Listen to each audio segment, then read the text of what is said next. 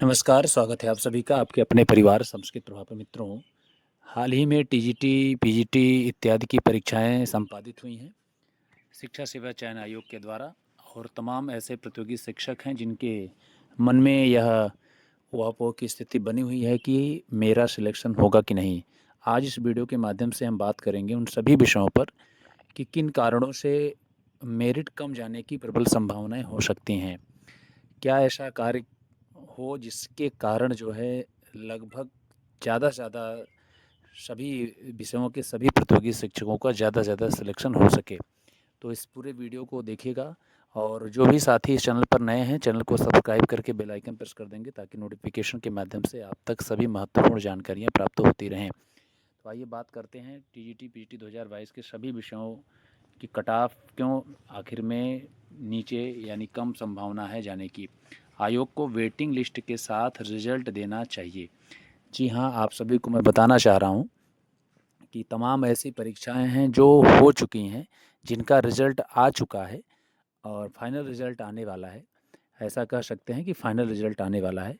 तो मुझे लगता है कि टीजीटी और पीजीटी यानी टीजीटी की मुख्य रूप से अगर बात करें तो काफ़ी सीटें ऐसी होती हैं कि जो प्रतियोगी शिक्षक एक से कई अन्यत्र जगहों पर भी अपना चयन सुनिश्चित करता है, जिसके कारण से टीजीटी की जो सीटें हैं वो बेफालतू चली जाती हैं, अर्थात उस पर हम यूँ कह सकते हैं कि खाली चली जाती है। किन कारण से कि अन्यत्र कहीं पर और जगहों पर सिलेक्शन हो जाने के कारण संबंधित प्रतियोगी शिक्षक वहाँ पर ज्वाइनिंग कर लेता है, जिसके कारण से इधर की सीटें रिक्त हो जाती हैं और रिक्त होने के बाद वो सीटें यहाँ पर चयन आयोग के द्वारा वेटिंग लिस्ट अगर दिया जाए तो निचले स्तर पर यूँ कहें कि कम मेरिट वाले प्रतियोगी शिक्षकों का भी चयन सुनिश्चित हो सकता है।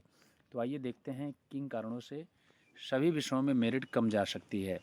अगर बात करें तो 2 से 3 प्रश्नों तक अगर कोई मेरिट अगर 116-17 पर बन रही है, तो अगर वेटिंग लिस्ट के साथ रिजल्ट जारी होता है तो वह 14-15 तक प्रश्नों पर आ सकती है। तो मेरा मानना है, बाकी आप सभी लोग अपना सुझाव ज़रूर दें कमेंट बॉक्स में कि आयोग को जो है रिजल्ट जारी करे वेटिंग लिस्ट के साथ।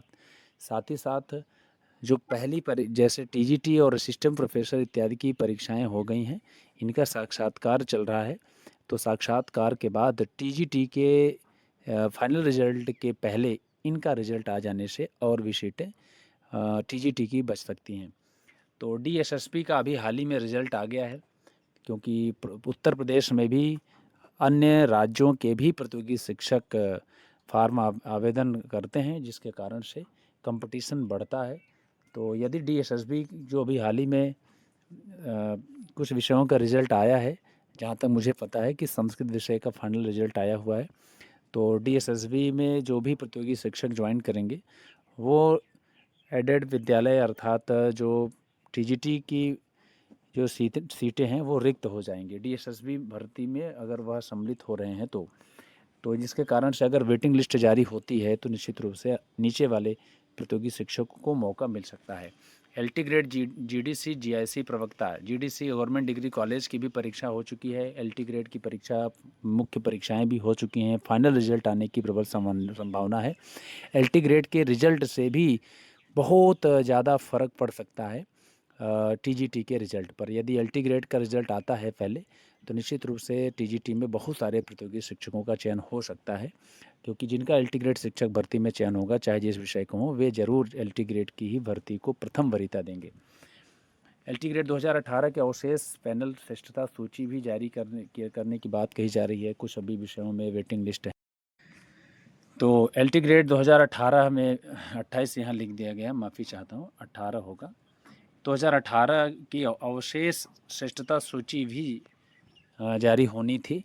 अभी बहुत सारे प्रतियोगी शिक्षक इस पर जो है आयोग में बात कर रहे थे कि एलटी ग्रेड 2018 की अवशेष अवशेष श्रेष्ठता सूची जारी हो जाए तो भी बहुत सारे प्रतियोगी शिक्षकों का इस जो आने चल रही है भर्ती, जो अभी टीजीटी पीजीटी की भर्तियाँ चल रही हैं, उसमें मौका मिल सकता है। केवीएस का भी इंटरव्यू संपादित हो चुका है और यदि रिज़ल्ट आ जाता है तो अगर टीजीटी और पीजीटी में वेटिंग लिस्ट के साथ रिज़ल्ट अगर जारी हो रहा है जारी हो, ऐसा हम लोग आयोग से निवेदन करें कि रिजल्ट के साथ वेटिंग लिस्ट भी जारी हो, तो निश्चित रूप से बहुत सारे प्रतियोगी शिक्षकों का चयन सुनिश्चित हो सकता है।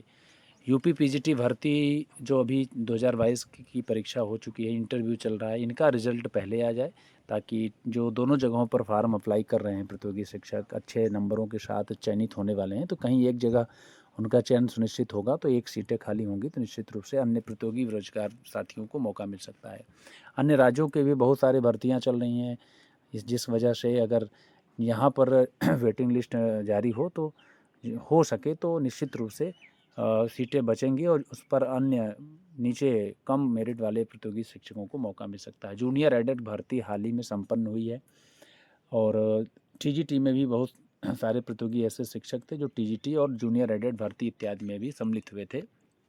तो इन सभी जगहों पर, दोनों जगहों पर अभ्यर्थी अगर है, तो अगर हम इसको न्यून मात्र भी अगर 2-4% भी मान लें कि ऐसे प्रतियोगी शिक्षक जो सब जगह सम्मिलित हो रहे हैं, तो वो एक जगह अगर चले जाएंगे तो निश्चित रूप से नीचे वाले प्रतियोगी बेरोजगार शिक्षक साथियों का भला हो सकता है। तो आप सभी लोग इस वीडियो को ज़रूर शेयर करें उन सभी मित्रों तक जो सभी जगहों पर, लगभग हर जगह पर वह चयन सुनिश्चित कर रहा है। कहीं एक जगह अगर वह सुनिश्चित कर ले तो आपके छोटे भाई, आपके छोटे बहन या अपनी बड़ी बहन या बड़े भाई को मौका मिल सकता है। तो ऐसे तमाम ऐसे वीडियो आप सभी को इस चैनल के माध्यम से मिलते रहते हैं। इस चैनल पर सारी गतिविधियाँ एजुकेशन से संबंधित, किसी महत्वपूर्ण सूचना से संबंधित दी जाती हैं।